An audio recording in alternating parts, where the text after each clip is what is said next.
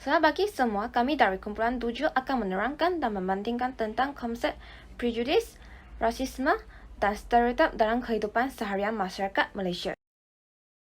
Prejudis, stereotip, rasisme adalah 3 perkara yang berbeza tetapi boleh berlaku dalam satu situasi yang sama.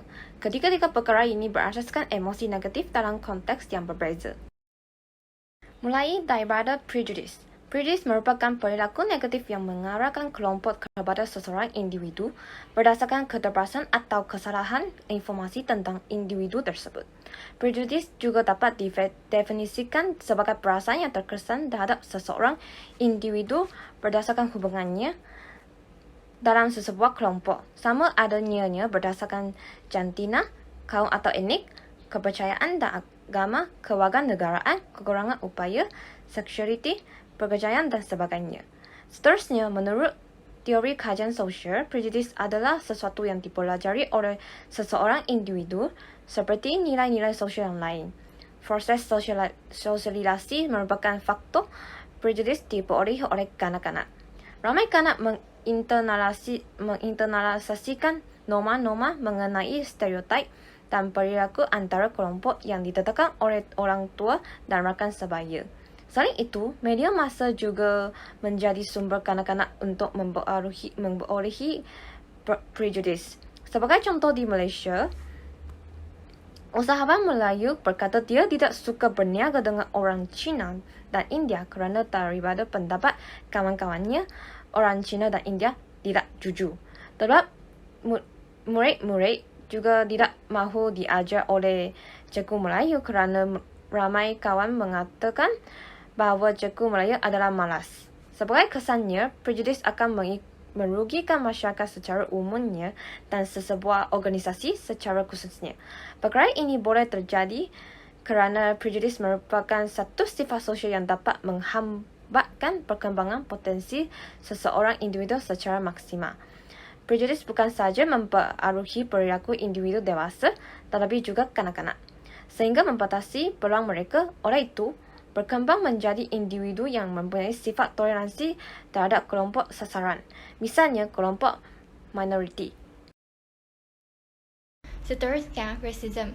Definisi rasisme ialah kepercayaan yang berusaha menjelaskan bahawa mempunyai ketidaksetaraan antara ras. Rasisme juga didefinisikan sebagai pendapat, kepercayaan negatif oleh satu kumpulan sosial terhadap kumpulan sosial lain berdasarkan ciri-ciri fizikal dan biologinya. Keputusan kebijakan pemerintah dan budaya serta adat istiadat adalah faktor-faktor yang penting menyebabkan keperkauman berlaku. Selain itu, keturunan genetik juga akan menyebabkan wujudnya kelompok yang lebih tinggi kedudukan sosialnya berbanding dengan kedudukan kelompok sosial lain. Sebagai contoh, orang India Malaysia telah mengadu mengenai rasisme yang mereka hadapi semasa mencari tempat tinggal. Apabila mereka berhubung dengan tuan tanah, mereka sering ditanya kaum mereka, dan jika mereka menunjukkan identiti etnik mereka sebagai orang India Malaysia, mereka biasanya ditolak. Malah, orang Chindia, iaitu Cina India, tidak terlepas daripada berat sebelah kaum ini. Ini mungkin kerana mereka mempunyai fikiran tentang orang India akan mengotorkan tempat mereka, atau orang India ialah kumpulan sosial yang lebih rendah dan tidak layak tinggal di rumah mereka. Ini menunjukkan masalah rasisme yang berada di Malaysia. Jika rasisme terus teruk, perhambaan kaum tertentu akan berlaku. Fenomena ini juga akan mengancam kestabilan politik, keamanan negara dan kemudian mengakibatkan pengasingan kumpulan-kumpulan tertentu dari segi pelajaran, perumahan dan pekerjaan.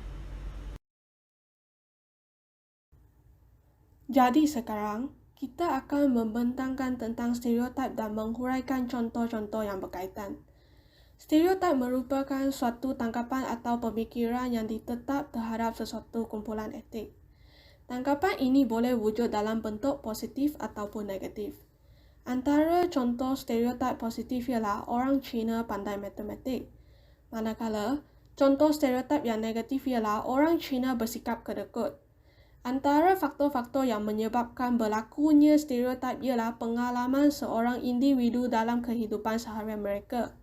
Sebagai contoh, apabila murid Cina di kelas memperolehi keputusan yang bagus dalam mata pelajaran matematik, Murid-murid lain akan mengeneralisasikan bahawa semua orang Cina pandai matematik oleh sebab pengalaman mereka dengan orang Cina dalam kehidupan mereka.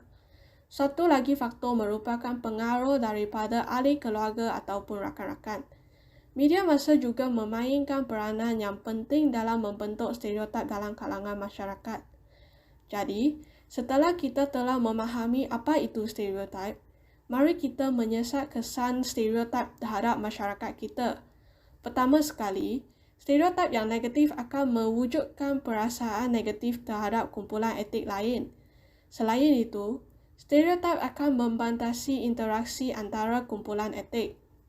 Akhirnya, stereotip juga akan menimbul semangat perkauman yang tebal kerana wujudnya konsep in-group iaitu kumpulan dalam dan out-group iaitu kumpulan luar antara kalangan rakyat. Secara kesimpulan, kita telah belajar bahawa bagaimana stereotip, prejudis dan rasisme boleh mengancam keamanan serta keharmonian masyarakat kita. Oleh itu, kita perlulah mengamalkan sikap bertolak ansur dalam kehidupan kita supaya kita dapat mengeratkan perpaduan antara kumpulan etnik.